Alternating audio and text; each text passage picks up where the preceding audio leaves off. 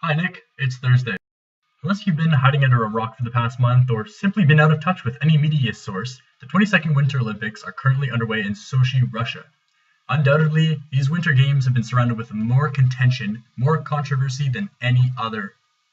Everything from security threats to phone hacking to human rights demonstrations have emerged in Sochi, all conveniently occurring right around the same time athletes have arrived. So, for this week's video, I'm going to give you a brief explanation of some of the things that are going on right now. One! That means one in Russian. Only recently did I uncover the truth behind this, but Sochi isn't exactly in the most easygoing region in Russia. Located on the coast of the Black Sea, the climate has proven troublesome on the downhill events like skiing and snowboarding. Average winter temperatures in the region have been known to exceed 11 degrees Celsius. That's 52 for our American friends who use a more arbitrary unit of measurement. They have a frickin' palm tree on their coat of frickin' arms.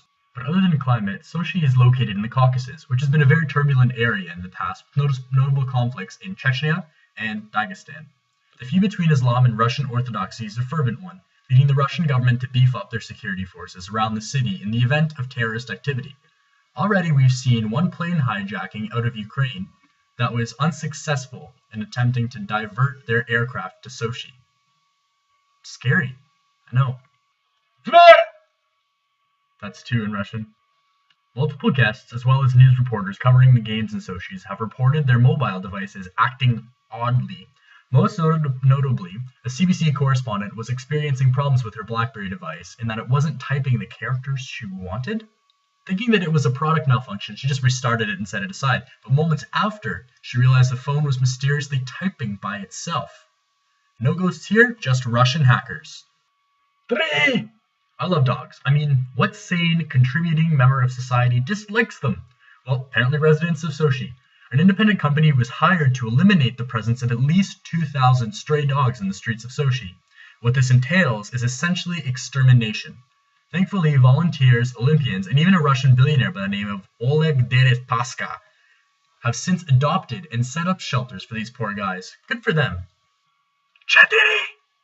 Lastly, but certainly not least, the most egregious violation of human rights have been ongoing in Russia since July. Through an act of parliament, Vladimir Putin criminalized public displays of non-traditional sexual relationships, which in essence deems any act of homosexuality to be gay propaganda that may pervert the youth of Russia.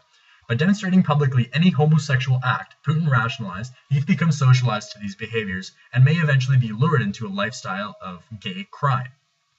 Russia has already experienced a negative population growth since the fall of the Iron Curtain, and to ensure its regrowth in the future, Putin's legislation excises any future gays. Recently, in a discussion in one of my politics classes, one very, very peculiar individual said that they were boycotting the Canadian Olympic team because by participating in these Winter Games in Sochi, they tacitly consented to the human rights curtailment in Russia. This I found very problematic. As a former national athlete, I know what it's like to have an entire nation cheering you on. It's very profound. The things you can achieve with the support of a nation is insurmountable. Which brings me to my final thought. The Olympic Games shouldn't be about conspiracy or controversy or politics. It should be about the love of sport. Athletes who have trained their entire lives to compete on an international scale deserve our praise and support. The Olympic Games should be about the games. Nick, I'll see you soon.